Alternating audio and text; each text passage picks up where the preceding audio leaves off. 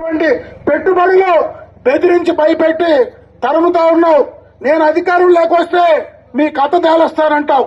మాట్లాడితే ఎక్కడైనా ఎవరైనా మాట్లాడితే మళ్ళా వస్తే నీ కథ తేలుస్తానంటావు. నువ్వు వస్తే కదా మా కథ తేల్చడానికి నేను అడుగుతా ఉన్నా.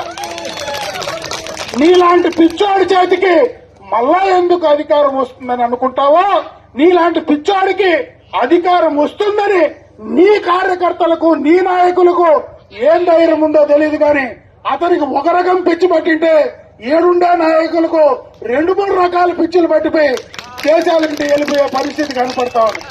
అంటే అంత దౌర్భాగ్యంగా ఉండేటువంటి నాయకత్వం, రాష్ట్ర అభివృద్ధిని పట్టించుకోని నాయకత్వం, రాష్ట్రంలో చేసింది ఇది చెప్పుకోలేనటువంటి నాయకత్వం, ఈ రాష్ట్రానికి ప్రపంచంలోనే చెడ్డ పేరు తీసుకొచ్చినటువంటి నాయకత్వం, ఇంత దరిద్రమైనటువంటి నాయకత్వాన్ని ఇంకా బలపరిచే పరిస్థితి ఉంటే ఇటువంటి వాళ్లకు మనం గాని ఎక్కడైనా తెలియకుండా చోటిస్తే ఆ పాపంలో మనం కూడా భాగస్వాములు అవుతాం. కాబట్టి అటువంటి వాళ్ళైనా మళ్ళా మావి గన్నో నీవి గన్నో వస్తే ఆ గన్నును తీసి కిందకు దోసి ఎక్కించి ఇంటికి పంపించమని చెప్పి మరొకసారి మీ అందరికి కూడా తెలియజేసుకుంటూ ఈ రోజు చాలా సంతోషం.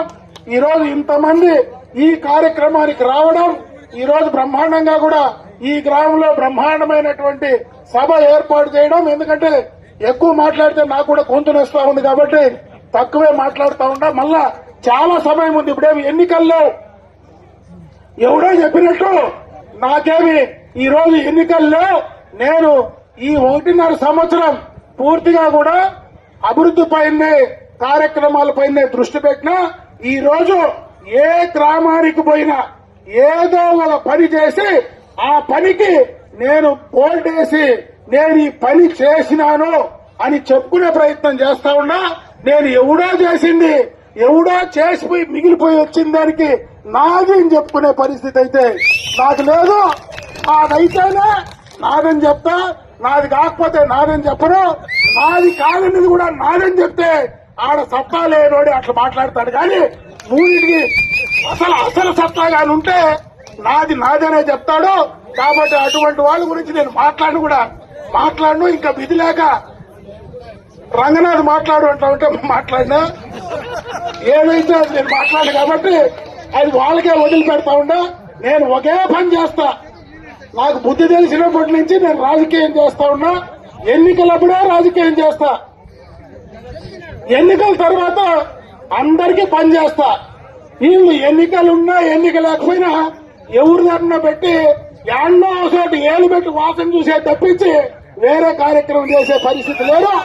ఆడ ఏలు పెట్టి వాసన చూసినా ఆ వాసనే వస్తుంది. కాబట్టి మీరు ఆ వాసన చూసుకుంటా ఉండండి, మాకేం ఇబ్బంది లేదు. మేము పనిచేసి ప్రజల వద్దకు పోయే కార్యక్రమమే పనిచేస్తామని చెప్పి మరొకసారి తెలియజేసుకుంటూ పైరుపల్లి గ్రామ రైతు సోదరులందరికీ కూడా హృదయపూర్వకంగా చేతులెత్తి నమస్కారాలు తెలియజేసుకుంటూ సెలవు తీసుకున్నా. జై హింద్, జై తెలంగాణ.